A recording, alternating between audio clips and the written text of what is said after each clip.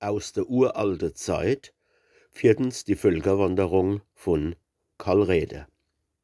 Auf einmal, an einem schönen Tag, da ist ins Land Germania der Attila, der grausam Kunne, geritten kumme mit seinen Hunde und hat ganz frech und ungeniert die Völkerwanderung eingeführt und hat die armen Leid vertrieben, dass keins mehr wohne ist geblieben und alle Leid mit leeren Händen vor lauter Angst sind durchgebrennt.